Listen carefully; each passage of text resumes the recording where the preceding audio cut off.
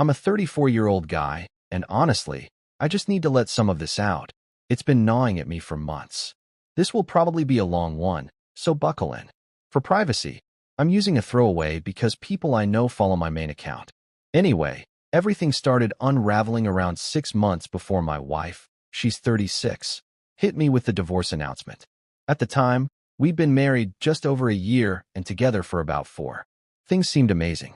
Like, actually great. She was one of those incredibly thoughtful people, always planning little surprises, leaving sweet notes in my lunch, cooking elaborate meals when I had a rough day. She remembered every tiny milestone, even the silly ones like our first movie together. Everyone said we were relationship goals. We didn't really fight either. Just the usual small stuff. Who forgot to take out the trash or whether my socks belonged anywhere but the floor. But then, it started to shift. It was subtle at first. She suddenly got really into our finances. Not in the hey, let's start saving for a house kind of way, but more like deep, probing questions about our accounts, investments, and even money from before we got married. She had never shown interest before. I work in finance, so she usually left that side of things to me. And it wasn't like she ever had to worry. I made sure we were secure. If she needed something, she had it. No questions asked. So why the sudden scrutiny? One dinner, out of the blue, she started grilling me about my inheritance from my grandparents. Specific stuff too, where it was held, how it was structured. When I asked why she was curious, she just said, "Well, we're married. I should be informed." Then came the secret phone calls. I'd hear her phone ring, and she'd step into the other room, shutting the door.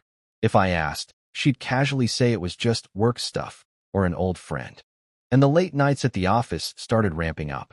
At first, once a month, then 2, 3 times a week. One thing that caught my attention big time, I went through our shared credit card statement, since I always handled the bills, and noticed something strange. On those long work nights, she wasn't using the card for dinner or gas or anything. So either she was eating invisible meals or something wasn't adding up. It got weirder. She started checking our online bank accounts. Obsessively. I only noticed because our bank logs show login activity. Where before she might log in once a month to confirm her paycheck, now she was checking it daily. Sometimes multiple times a day. I tried brushing it off at first. I didn't want to be that guy, the paranoid husband making drama out of nothing. But I work in finance. I've seen patterns. And I know when someone suddenly becomes overly interested in where the money is, it usually means something's brewing. So I started paying attention. And the more I looked, the more it felt off. Her reactions to future plans became distant. I'd talk about our anniversary trip, and she'd just say, "Let's see," or change the subject. Any mention of having kids? Same thing. Evasive. Then she got weirdly curious about my schedule. Wanted to know exactly when I'd be home or if I had any late meetings. At first, I thought she was planning a surprise, maybe for our anniversary. But something about her tone, her body language, it didn't sit right. So I did what I do best. I started tracking the data. Not in a creepy way. Just small notes on my phone. Dates. Questions she asked. What she said. I wasn't trying to snoop. I just needed to see if I was losing my mind. After a few weeks, the pattern was too obvious to ignore. I know someone out there is probably yelling. She was cheating. And maybe that crossed my mind, yeah. But it didn't feel like infidelity. It felt more calculated. The financial questions, the sudden secrecy. It felt like she was planning something. And then one night over dinner, she said something that really sent chills down my spine. "So, if something ever happened to you, who gets your 401k?" She said it so casually, twirling her pasta with her fork. I stared at her. "Why are you asking all this lately?" I tried to sound casual too, but my stomach was in knots. She shrugged. "I just think it's smart to be prepared." That was it. That was the moment I knew something was seriously wrong. After that strange dinner conversation, I couldn't shake the unease. My instincts were screaming that something wasn't right. So, I did something that still makes me feel a little guilty, though it ended up being the smartest move I've ever made. I started quietly protecting myself. Yeah, I know how it sounds. Like I was being paranoid or sneaky. And believe me, I spent many nights staring at the ceiling wondering if I was the bad guy here. But working in finance, I've seen what happens when people trust blindly. I've had clients come in shattered because they didn't prepare for betrayal. I wasn't about to be one of them. First thing I did, I started documenting everything. Every gift exchanged, every shared purchase, every joint investment. I even created a spreadsheet of our wedding gifts. I probably looked like a maniac, holed up with Excel sheets and receipts. But it gave me peace of mind. Then I opened a separate account at a completely different bank. Not to stash money away or do anything shady. I just wanted a space that was legally mine. I moved my personal inheritance there, around $50,000. It was technically always separate property, but now I had it secure. I also began photographing everything valuable in our home, especially items we'd given each other. One evening while she was working late, I went room to room snapping pictures like I was doing an insurance claim inventory. It felt surreal, like preparing for a storm you can't see yet. Things escalated when she started asking about how fast we could liquidate some of our long-term investments. Suddenly, she cared about early withdrawal penalties, topics she'd always ignored. That's when I started shifting my personal contributions into safer, less volatile places. Again, nothing shady, just safeguarding what was mine. And then came the big red flag. She came home one evening bubbling with excitement about an amazing investment opportunity a coworker told her about. She pitched the idea of cashing out some of our long-term holdings to fund it. When I pressed her for details, she clammed up, got defensive, said I never support her ideas. Huge alarm bells. I knew a sales pitch when I heard one, and this wasn't it. This was a cover. Meanwhile, her withdrawals from our joint account started getting creative. Nothing massive, just frequent, low-dollar transactions. But when I added them up, thousands gone. I was stuck in this weird place emotionally, feeling like I was preparing for war while still pretending everything was fine. Every night, I'd sit across from her at dinner, laughing at silly memes or chatting about work. Meanwhile, in the back of my mind, I was mentally double-checking the lock on my emergency fund. I even started logging the days she worked late or took private calls. Just a password-protected note on my phone. Not to stalk her, just to remind myself I wasn't imagining this shift. I tried talking to her. More than once. I asked if anything was bothering her, if she felt distant. Every time, she brushed me off, told me I was overthinking. We're fine, she'd say with a smile that didn't reach her eyes. One time, I lightly suggested maybe we see a marriage counselor. She shot it down faster than I could finish the sentence. We're not one of those couples, she said. You're just being insecure. Classic gaslighting. And then came the moment. It wasn't dramatic. No thunderstorm or big fight. Just a quiet Tuesday morning. I was sitting at the kitchen counter, sipping my coffee, browsing emails. She came downstairs, unusually early for a work-from-home day, and calmly pulled a manila envelope from her work bag. She slid it across the counter. I blinked, thinking it was paperwork for the house or something. But then I saw her face. Blank. Cold. Composed. I want a divorce, she said, like she was asking for cereal. I sat there, mid-sip, cup frozen halfway to my mouth. I'd been preparing for something bad, but still, hearing it like that hit like a truck. I opened the envelope. Divorce papers. Filled out. Just waiting for my signature. It was all laid out, crisp and legal. My full name in bold at the top, highlighted sections about property division, a suggested timeline. It was clear she'd been planning this for a while. Probably met with a lawyer weeks ago. Maybe longer. And here I was, still in pajamas, staring at my own marriage being wrapped up in manila paper like leftovers. You know what's crazy? My first reaction wasn't heartbreak. It wasn't rage. It was relief. Relief that I'd already moved my inheritance. That I'd backed up my financial records. That I had been preparing for this exact moment, even if I didn't know the details. And then came her speech. It was so rehearsed I half expected her to pull out note cards. I'm not in love anymore. People grow apart. It happens. She said it like she was reading from a magazine article on conscious uncoupling. There was no emotion. No sadness. Just flat, practiced delivery. And just the night before, she had curled up beside me on the couch laughing at a cooking show. How do you go from that to this in less than 12 hours? But I didn't react. Not the way she expected. I didn't yell. I didn't cry. I didn't beg. I just looked at her for a long moment, then calmly took a sip of my now cold coffee, set the cup down, and said, "Okay." Her face twitched. She blinked. That was not the response she'd prepared for. That's it. Just okay. I shrugged. You're not even going to ask me why. I tilted my head, trying not to smirk. Is it because I didn't give you enough? Or because I gave too much? Her face shifted. Surprise. Then something darker, guilt? Or maybe annoyance that I wasn't performing the heartbroken husband she'd wanted. No, she finally muttered. You were good to me. I don't know. I don't think I want to be married anymore. I don't want that kind of commitment. It wasn't much of an answer, but it confirmed everything I'd been sensing. She'd made her decision months ago. This was just the execution phase. I let the silence hang in the air. Let her squirm a little before I said, all right, I'll have my lawyer look these over. That, got a reaction. Her eyes widened for a split second. You already have a lawyer? I nodded. Yeah, just in case something like this ever came up. She tried to play it cool, offered a weak smile. Good. Great. I mean, no need to make this messier than it has to be, right? Right. But something in her voice cracked when she said it. Like she suddenly realized she'd lost control of the narrative. And that was when I knew. I wasn't just surviving this. I was ready. The rest of that morning played out like some kind of twisted sitcom. After I told her my lawyer would take a look, she nodded like everything was perfectly normal, and then headed upstairs to her home office to start work. Meanwhile, I just sat there in the kitchen, staring at those papers. My entire marriage, every shared plan, memory, inside joke, reduced to legal language and dotted lines. I called in sick to work. I wasn't going to pretend I could focus on spreadsheets and client portfolios after that.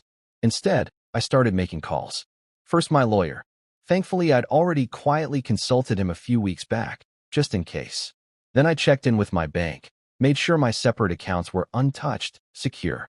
Everything was still in order. That night, we had dinner together.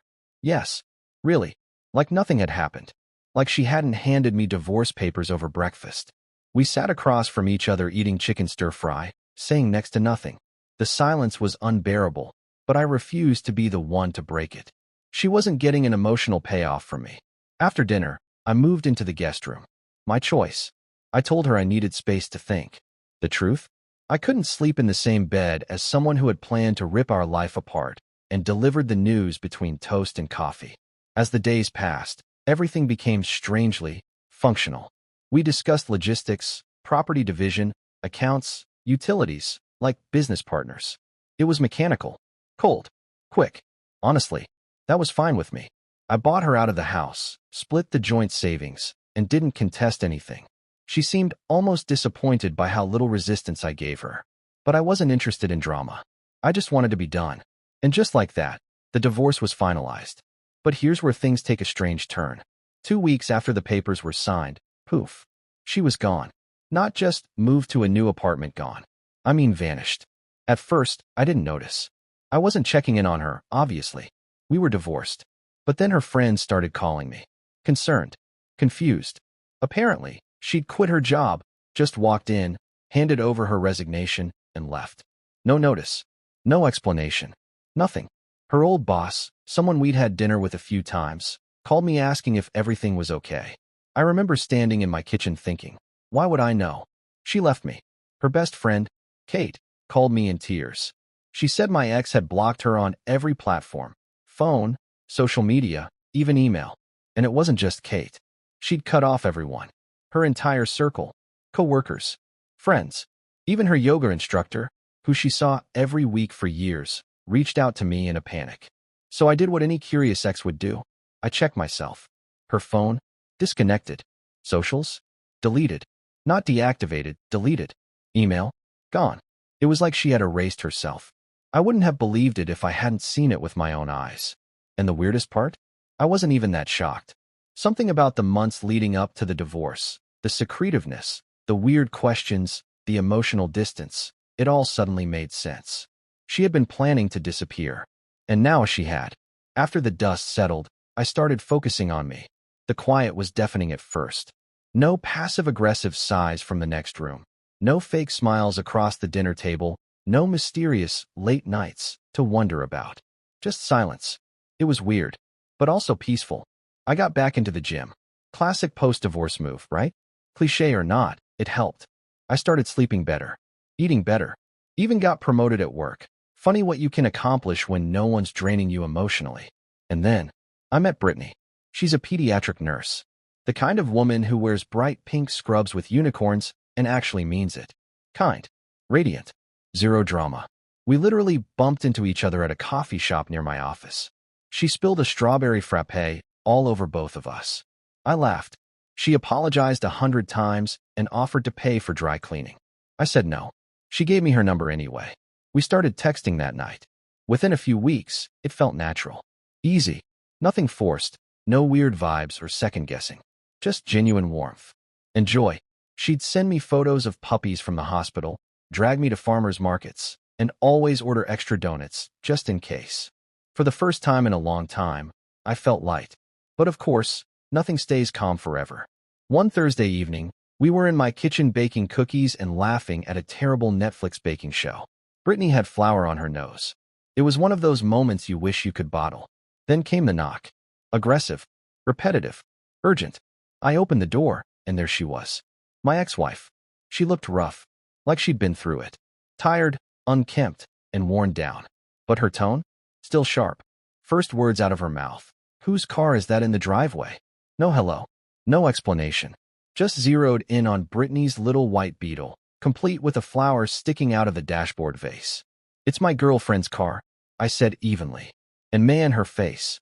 It was like I'd told her I was hosting a bonfire with her favorite childhood stuffed animals. She went from shocked to furious in half a second. But instead of explaining why she vanished off the face of the earth, she attacked me.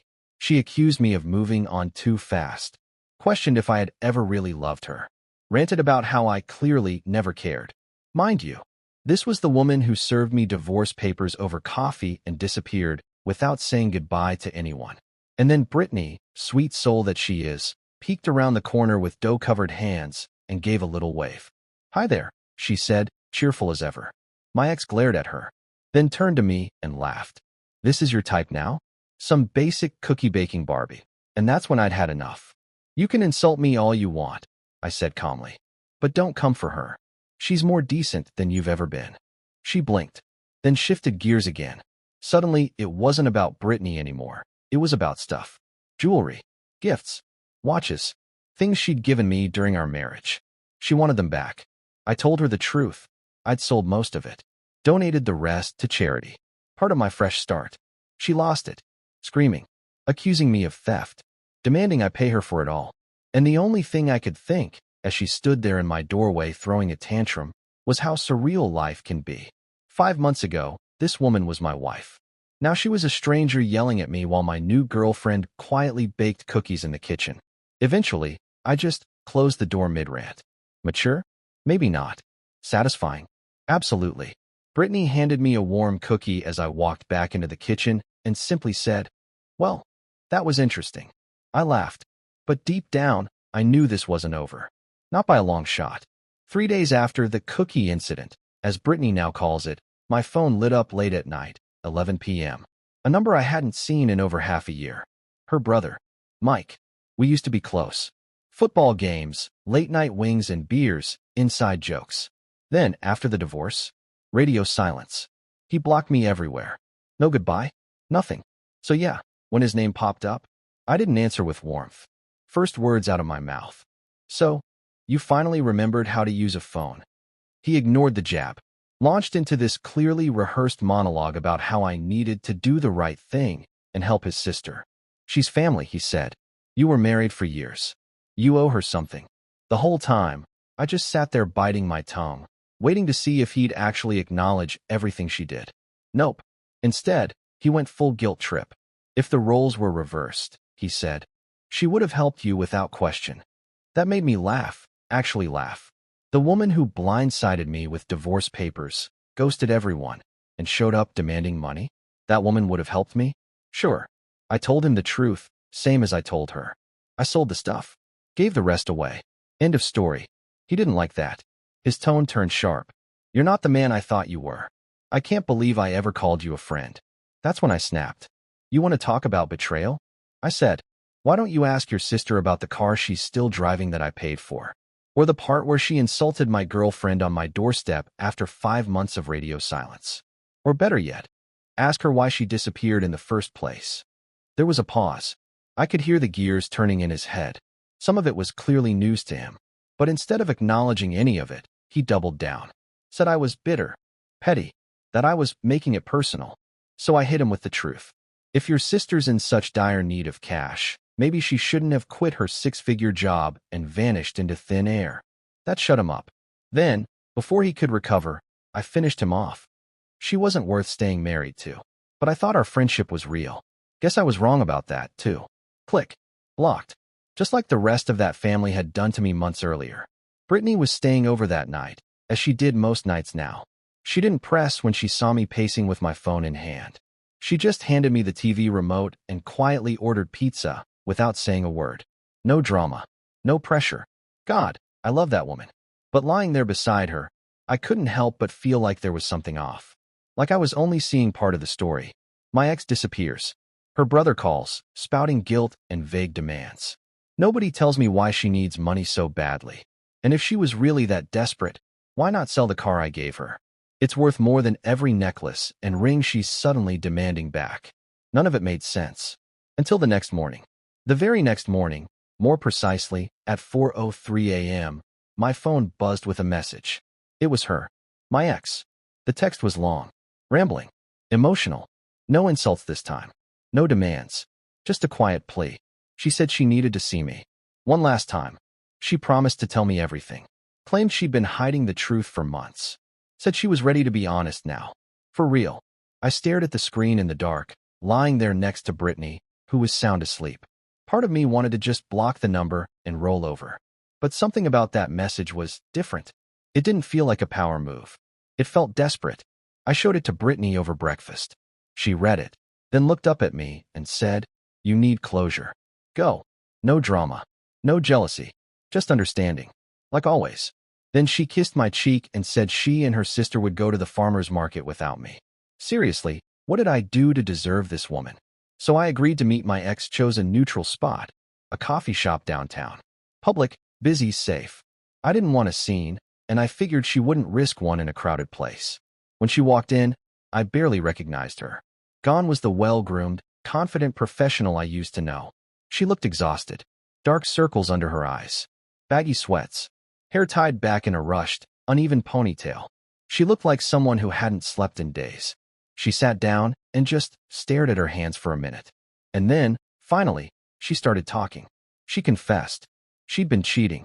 Not just a one-time thing. No, it had started at her high school reunion, 6 months into our marriage. She'd gone alone, against my better judgment. Said she needed the space. Turns out, she reconnected with an ex-boyfriend there. Someone she dated before we met.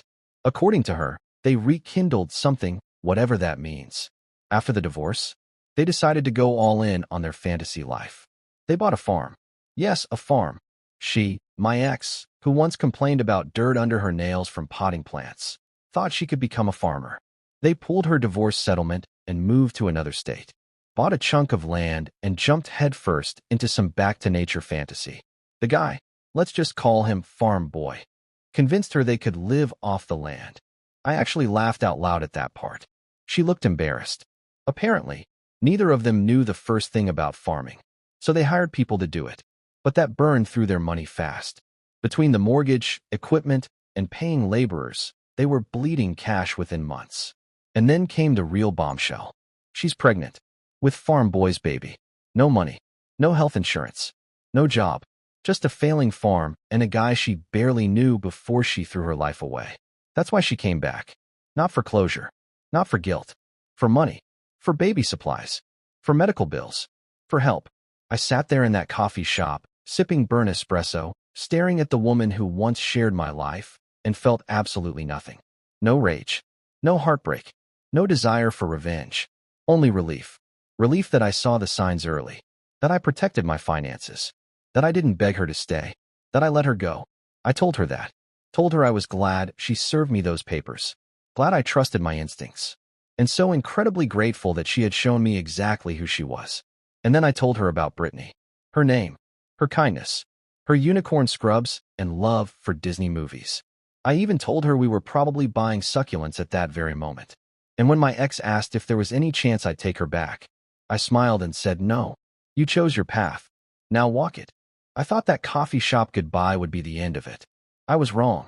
2 nights later, just after midnight, she showed up again, this time in full meltdown mode, pounding on my front door like a woman possessed, screaming, crying, yelling that I owed her, that I was heartless, that I was the reason her life was falling apart. The neighbors probably thought they were watching a soap opera live. I opened the door just to keep her from waking up the entire block. She shoved her way inside, ranting the whole time. Same stuff. How I was selfish, how I moved on too fast, how she was pregnant, and I had no compassion. I'd kept my cool for months. Through suspicion, through betrayal, through legal battles and silent dinners. But this time, I snapped. I told her everything I'd held in. About the cheating, the manipulation, the sneaky financial questions. About how she was the one who filed for divorce. About how she was the one who walked away. About how she was the one who erased herself from everyone's lives. Only to come crawling back because she ran out of money and backup plans. I reminded her that she chose a fantasy with farm boy over a stable life with someone who supported her through everything. She cried, screamed, said she needed help, brought up the baby again. I just laughed. Sell the car, I said deadpan. The one I bought you. Remember that? That pushed her over the edge. She exploded, called me names, said she hoped I'd rot alone, said she'd make me regret ever turning her away. That's when I calmly pulled out my phone and said the words she didn't expect. If you don't leave right now, I'm calling the police. At first, she didn't believe me, so I started dialing. Slowly, in front of her, she turned ghost white. Within seconds, she was gone, slamming the door behind her, still yelling something about me and Barbie. I just smiled. Because Barbie? Yeah, she was working a night shift at the hospital, saving lives, wearing unicorn scrubs, and probably planning to bring me donuts after work like she always did. So I sent her a quick text. You won't believe what just happened. Her response? Want me to bring donuts home? Sugar fixes everything. And you know what? She was right. Not just about the donuts, but about everything being better now. Better than it ever was. Peaceful. Honest. Light. I didn't need revenge. I didn't need to ruin my ex. She did that all by herself. Sometimes, the best closure isn't a confrontation. It's happiness. The kind you don't have to fake. If you made it this far, thank you. Don't forget to like the video and leave a comment. What would you have done in his shoes? Subscribe for more wild, true stories every day.